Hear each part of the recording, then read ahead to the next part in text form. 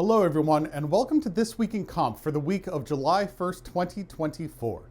This week marks the end of the fourth week of the Tournament of Stars Season 3.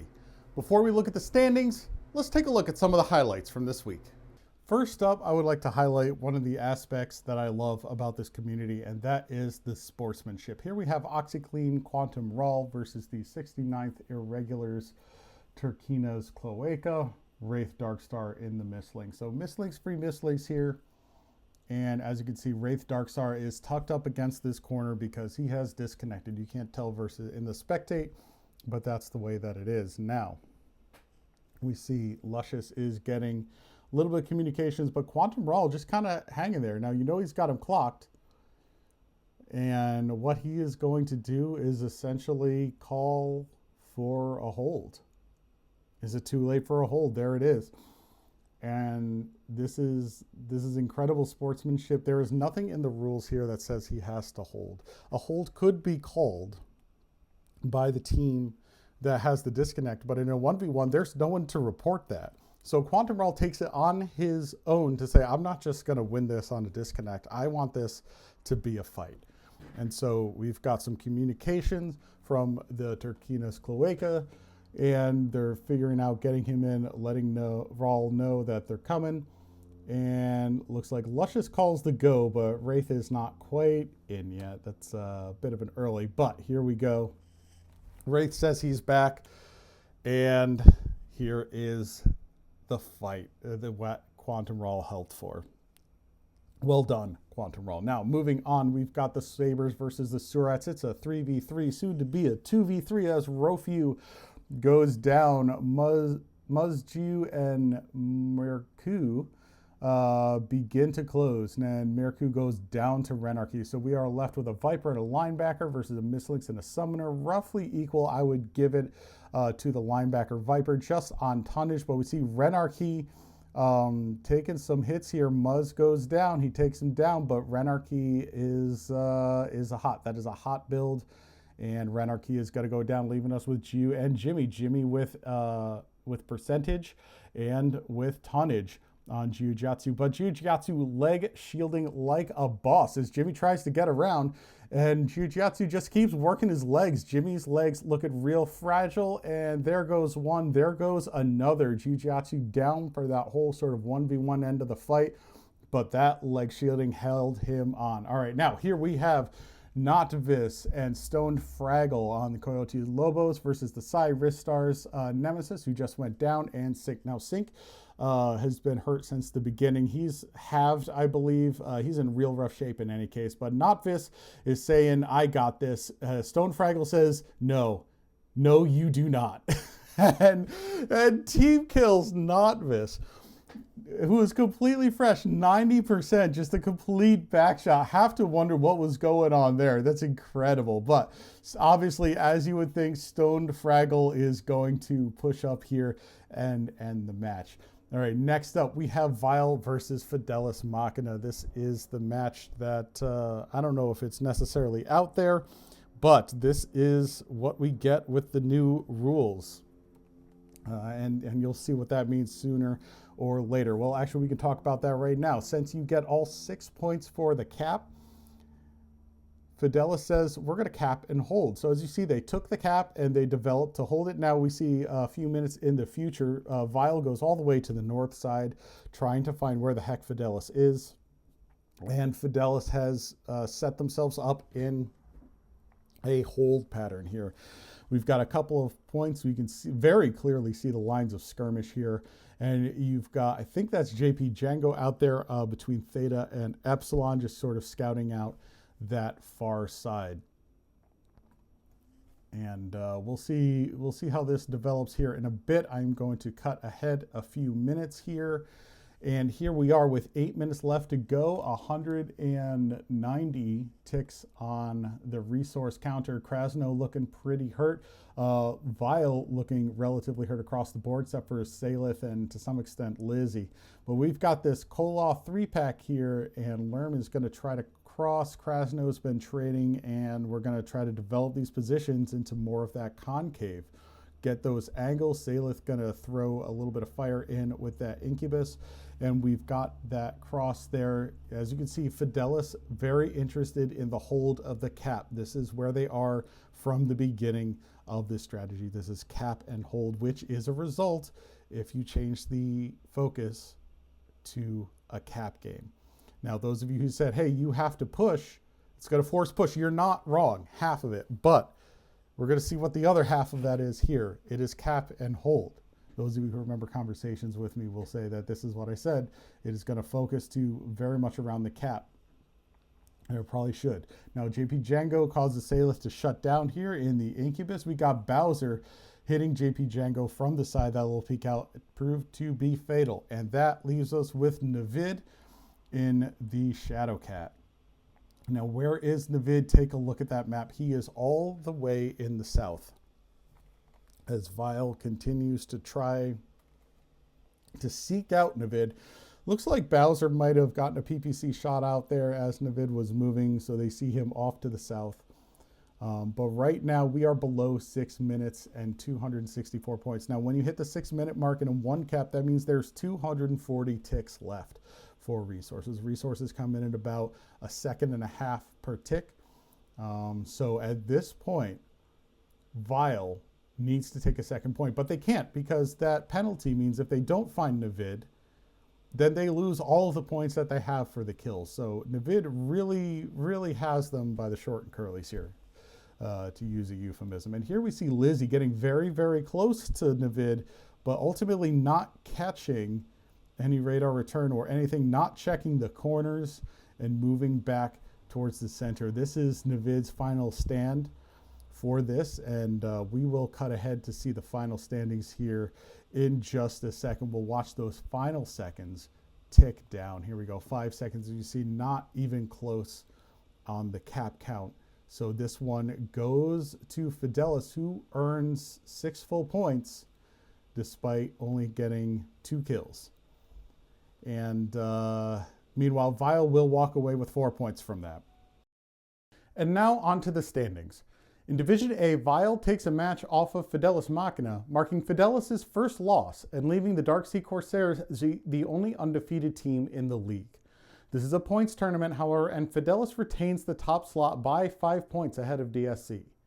The Fidelis versus Vile match also shows one of 2 of the first instances of the first new cap win rules being applied in full force. In drop 4, as we saw in the clips, Fidelis snags a full 6 points despite only getting 2 kills by using a cap and hide strat. Meanwhile, DSC takes all but the duels from Mantra in a commanding victory, and 228 and CTFR have a very close 21-19 match. Ultimately, there's no change in the overall standings, and the gap between the top 3 and the bottom 3 continues to widen. Next active week, we get first place Fidelis facing off against the undefeated Darksea Corsairs. Additionally, Vile versus 228. These are the matches to watch for the division decider. On its face, the Fidelis DSC match should be a division decider, but if both teams hold each other to middling scores, Vile is in position to take either first or second, depending on their performance against 228. Division B is another division that's close with the top 3. This week, Clan Crossfire, who has been patiently waiting for it, like Aaron Burr in second place, finally takes first place as they defeat the Potato Carry Society 23-16. Last week's gap was only 1 point, so that will put them ahead of the Potatoes by 6 points. This was another match where the new rules came into effect. In drop 4, CXF won by cap with only 4 kills, so that's a bonus points for CXF. In other matches, Misa Swole Annie beat the Fjord Rangers 21-15, keeping them in striking distance of the leading 2. Unfortunately, Redacted is just barely out of striking distance of first place, having been held to 21 points by the Hellraisers in their close match this week. But they still have a chance at third and maybe second if they can pull an upset against the Potatoes. Next week, we'll see Misa try to hand Crossfire their first loss as the Potatoes go up against Fjord Redacted to see how many points they can put up. In Division C, damage per second falls to third place, but that's not surprising since they had their bye week. Assuming their place is Aces Wild, after a close 20-16 match between them and Blocked and Muted. The Aces have their bye next week, so this locks them in at 75 points.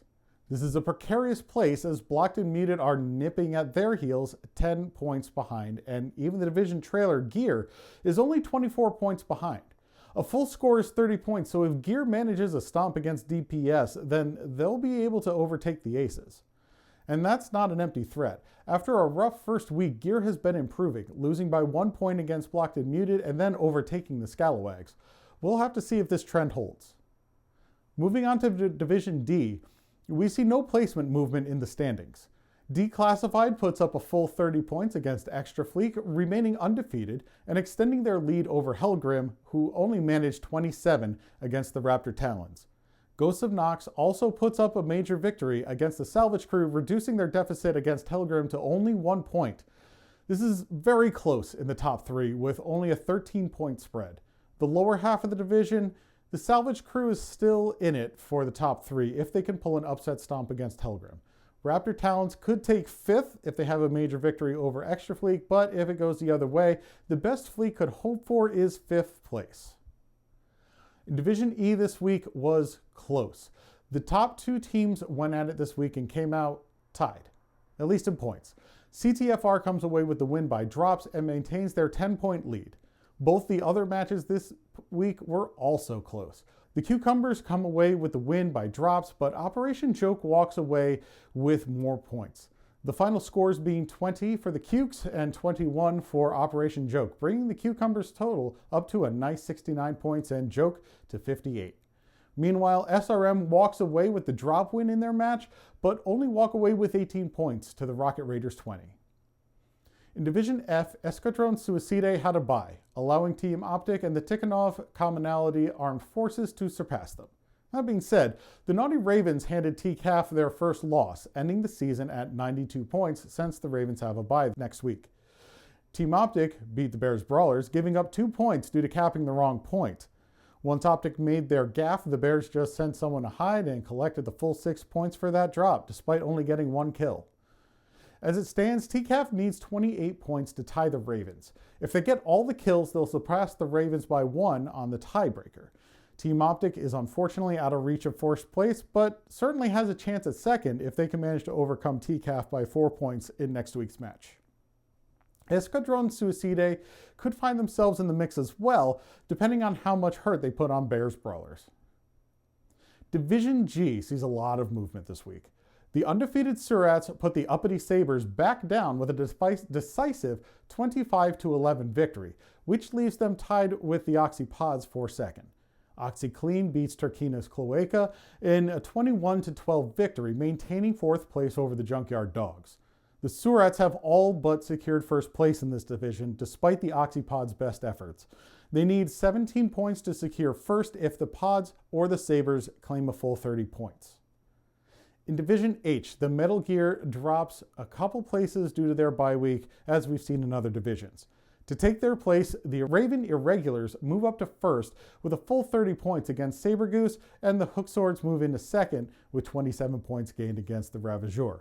Saber Goose is locked in at 52 points, having their bye in the coming week.